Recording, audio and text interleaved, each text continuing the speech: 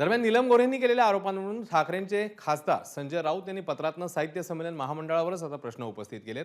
तर संजय राऊतांनी उपस्थित केलेल्या प्रश्नांवर साहित्य महामंडळ अध्यक्षा उषा तांबेंनी आता प्रत्युत्तर दिलंय। बघूया।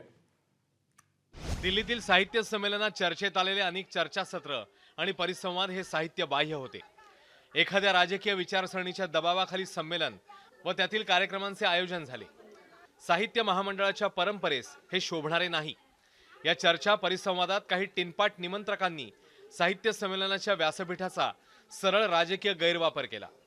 तसंच आपल्या राजकीय विरोधकांवर आरोप केले। त्याची जबाबदारी साहित्य महामंडळ घेणार आहे काय? नीलम गोऱ्हे यांनी शिवसेना पक्षप्रमुख उद्धव ठाकरे यांच्याबाबत आक्षेपार्ह विधाने केली। साहित्य संमेलन हे अशा राजकीय चिखलफेकीसाठी निर्माण केले काय? सध्याच्या साहित्य महामंडळाची त्यास मान्यता आहे काय? नसेल तर महामंडळाने त्वरित माफी मागावी।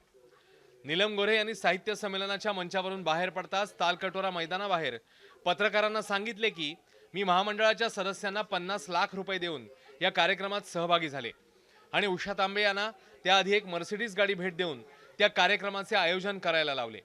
हे खरे की खोटे माहीत नाही, पण महामंडळाच्या प्रतिष्ठेला त्यामुळे धक्का बसलाय।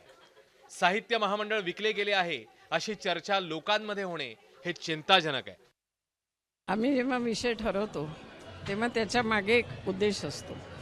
आम्ही कसे घडलो हा विषय घेताना या ज्या सामाजिक मंचावर वावरणाऱ्या व्यक्ती आहेत त्यांची घडणजडण कशी झाली ते विचारायचा उद्देश होता।